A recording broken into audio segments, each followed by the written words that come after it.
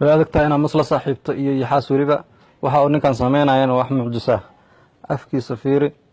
sidoo maska u gelinayo ama u qaniinayo oo ilkaha ugu qabanayo haye yaxaas iyo mas ana kulay mas ma aaminin abo afka u galsh dhinacaas u sii jeedaa oo soo jeeso doona haye markaan wuxuu rabaa inuu yaxaaska afka ka furo oo sharato ku xiran ilka waaweyn oo ku yaala xaqiiqdii yaxaaska haye dad badan waa kala carareen markaan haye yaxaasoo afka kulama galin ani kolley inuu bixaar yahay ninkaan ma garanayo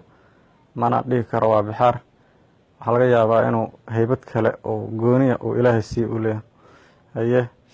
yaxaaska sharotadiisa ku celi markaan waxaan rabnaa maska bal markaan ma fiiri waa gooye haye inay xaqiiji marka inuu wax yaxaas yahay oo nuxnuxsanayo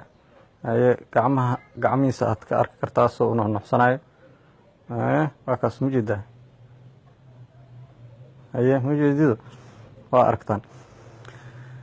haye markaan dhinaca maskaan rabnaa inaa bal wax yar naga tusto adoo oo mahadsan dadkan ku daawanayo iyo kuwa hadda kula jooga haye maskiyaa la gaaray soo iskugu maray maska ujeediin inuu nuuxsanayo waa jebiso afku galay ay waa soo ceshatay haye waa kaasaa waa la geliyay marka ma jiraan nin sidaan mas ugu dheeldheeli karo xaqiiqatan aniga xaggayga waa maya ninkaanse burhaan wuxuu leeyahay ilaahay ku manaystay waa mahadsantihiin way adagtahay inaad mas la saaxiibto iyo yaxaas weliba